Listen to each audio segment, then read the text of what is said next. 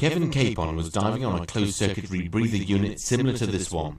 Following incorrect instruction received during training, Kevin used a widely practiced but fatally flawed technique for preparing the rebreather. It nearly cost him his life. Together with the police, the Sky News dive team and I featured an ROV that can locate bodies of murder victims dumped in water. The device gathers vital evidence prior to police divers approaching the scene.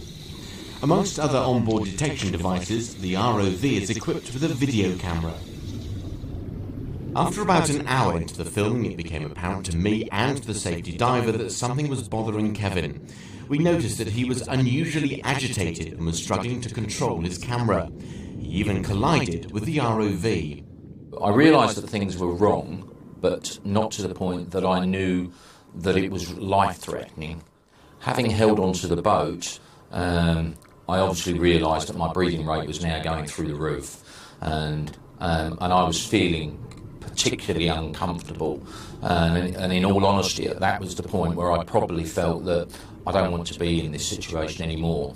And the first thought, my initial first thought, was I need to get out of here. If we look at Kevin, he swims over to the boat and he hangs on, trying to get a grip of the situation. And he's obviously concerned and agitated.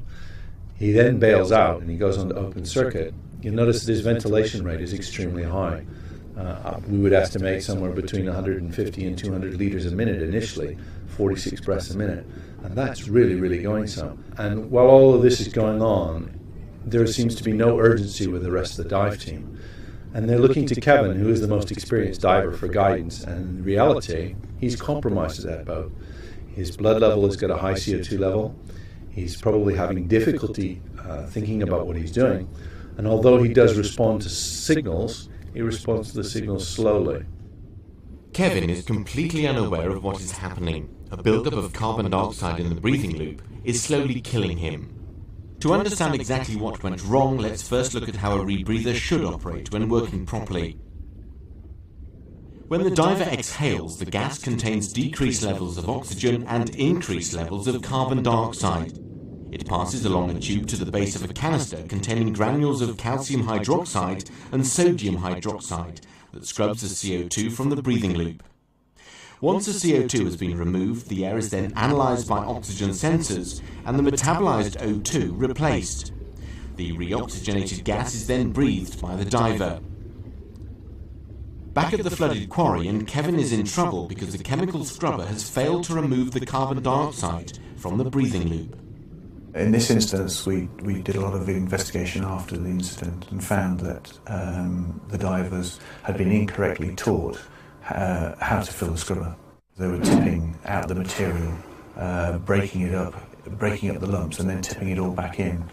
And what that does, that mixes up the material. So instead of having a layer of used material in the scrubber and then behind that a layer of unused material, what you end up with is it all mixed up, and so the CO2 can just track straight through.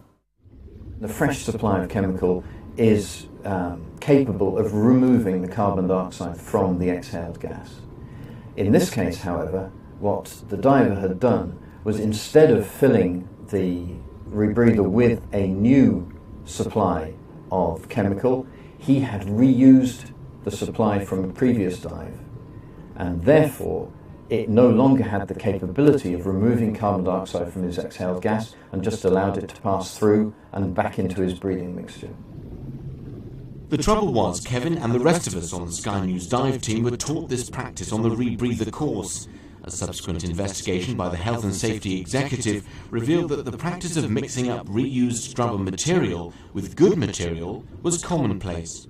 I was absolutely amazed to find out how many divers, when I started to make inquiries, repacked a partially used canister. When a canister is used, it's either emptied or left intact, but it should never be retacked. Part of it goes from old military myths where you could take your material out and dry it on a poncho and then put it back together and do another dive. The reality is that's not the case, especially with the new scrubber materials that are in use today. Once the bed is disturbed, it should be disposed of and fresh material put in. People clearly don't understand the significance of how the canister works and the implications of disturbing the bed before a dive. Throughout the entire incident, Kevin strongly believed that he was still in control of all of his faculties. To fully demonstrate exactly what was happening to him, we'll use several graphic indicators that represent the level of CO2 in his blood, the level of consciousness, and the quantity of breathing gas remaining in his 3-litre bailout cylinder. I always felt that I was in control of the situation. After having bailed out onto open circuit, I realised that we needed to get to the surface.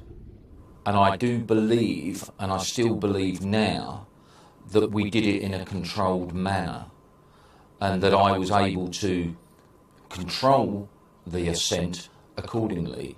But, as you say, the experts who have looked at it would say otherwise. Gradually, he perceives through the clouds of his mind that what he has to do is get off the rebreather and on to open circuit, normal scuba, which he's carrying for the emergency. However, the carbon dioxide is still in his bloodstream and still clouding his thought processes. So he stays there and stays there. And his team around him don't understand what's going on, and they are watching him. What's happening now is that he's breathing very quickly.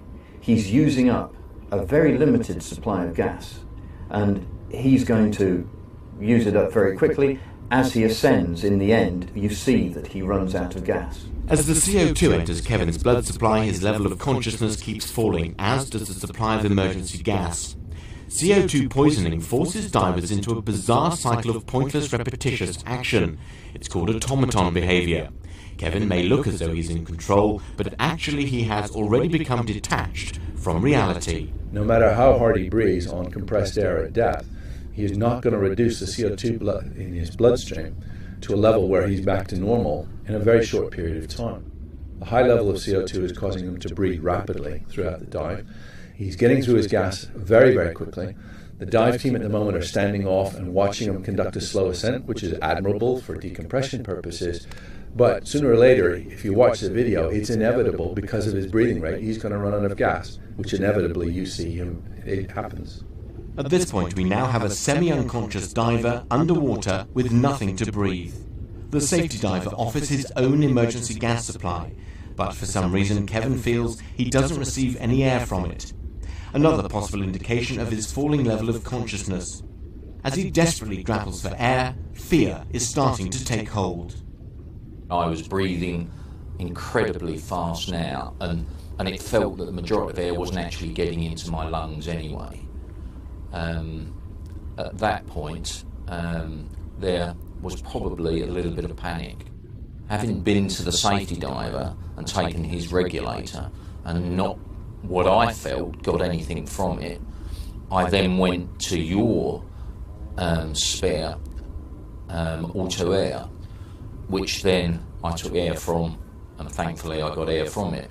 But there was probably, and what looks like on the video, a mild degree of panic of me grappling around trying to get some air from someone. But remembering I am still underwater, I'm breathing at an incredibly fast rate, and air is pretty important to me at that particular time. At this stage, the team are close to the surface, but then suddenly Kevin's level of consciousness falls dramatically. Watch his white fins on the right of the screen. At this point, you can see that his legs have all but stopped moving. If he hadn't have been almost at the surface, it is highly probable that he would not have survived. He could have died on that dive, and it could have been his last. If it had not been for the team around him, he would have drowned.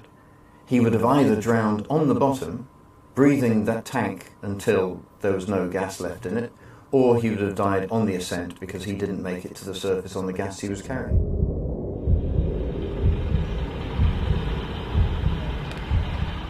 On the surface, but without any gas left in his 3-litre bailout cylinder, there is no way of inflating Kevin's buoyancy compensation device. Fortunately though, a police diver grabs him, and he is able to pull him out of the water alive.